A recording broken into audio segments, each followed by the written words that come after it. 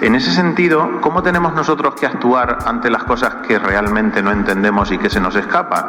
Pues muy sencillo, el Evangelio de hoy nos lo dice, como María, fiándonos de Dios. María no era tonta. Una pregunta razonable de María: ¿cómo va a ser eso de ser yo madre si no conozco varón? Es una pregunta lógica, ¿no?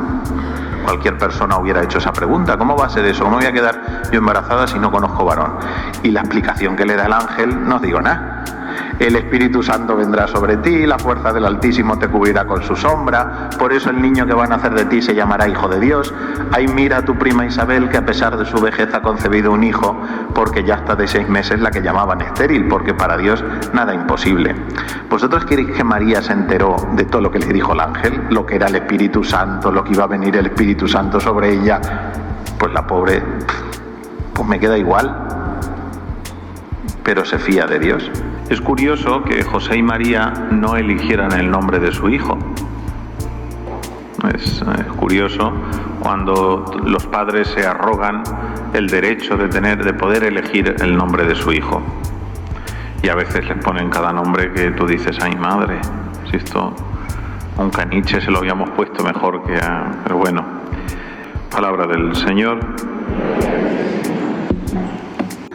Los mayores que estudiasteis el catecismo, generalmente cuando pensáis en pensamientos y deseos impuros, enseguida os vais al tema de la sensualidad o de la lujuria, y esos son unos de los muchos pensamientos impuros que podemos tener, porque todos tenemos pensamientos, es decir, alguien que nos cae mal, un compañero de trabajo, la cuñada sobre la que piensas mal, el marido sobre el que piensas mal, si cogía ahora mismo lo estrangulaba, hoy día de los enamorados es el día mejor para estrangularlo, todas esas cosas.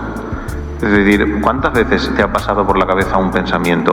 Unas veces lo has consentido, que ahí es donde está el pecado, el decir, pues le voy a decir, y has montado una bronca en casa, y otras veces lo has dejado pasar, que es donde simplemente el pensamiento se ha quedado en una tentación.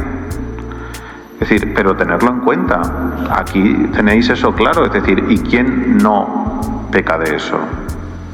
¿Quién no peca de eso? Porque si me decís que no pecáis de eso, sois mentirosos, eso es mentira. En quien me complazco, de quien me siento orgulloso.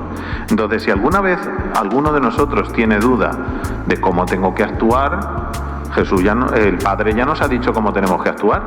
Del Hijo del que yo me siento orgulloso es Jesús.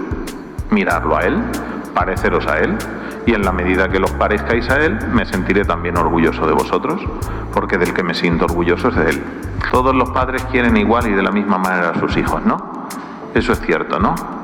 ¿Sí o no? Sí, suponiendo en casos normales puede haber desequilibrios. Pero no todos los hijos quieren de la misma manera a sus padres. Y eso lo vemos diariamente. Y yo oigo las quejas a veces: don Emilio, somos 5, mis 4 hermanas y yo, mi madre tiene 90 años y parece que mi madre es solo para mí. Parece que solo me ha parido a mí. Porque mis hermanas no se dan cuenta que mi madre ya con 90 años hay ciertas cosas de la casa que no las puede hacer. Y a mí me toca siempre el fregoteo. Porque hay una idea muy extendida como diciendo: yo sigo a Dios con todo mi corazón, con toda mi alma, pero mi cuerpo es mío y con él hago lo que quiero. ¿Esto qué quiere decir? Pues que al cuerpo hay que domarlo, que no podemos, y no solo me refiero al tema de la fornicación, al cuerpo hay que domarlo. Es decir, estamos en una sociedad tan floja, donde estamos criando unos niños tan flojos que no doman su cuerpo, y el cuerpo hay que domarlo. Es lo mismo que el tema del esfínter, es decir, tú no orinas donde te place y cuando te place, y tú no haces de vientre cuando te place y donde te place, sino que desde niños nos han enseñado a aguantarnos la orina o aguantarnos el esfínter con el fin de llevar una vida medianamente normal. Pues exactamente todo lo más. Tú no puedes comer cuando te apetece o solo cuando te apetece y lo que te apetece, o hacer lo que te apetece solo cuando te apetece, hablando del pecado de la pereza, o en el tema lujurioso, hacer lo que te apetece y cuando te apetece. ¿Por qué? Pues porque al final quien domina en ti es tu cuerpo. Quien domina en ti es tu cuerpo. Si tú no eres capaz de aguantar la orina si tú no eres capaz de aguantar el esfínter, si tú no eres capaz de aguantar el hambre o el dolor o el sufrimiento o de aguantar, pues al final quien te domina es tu cuerpo.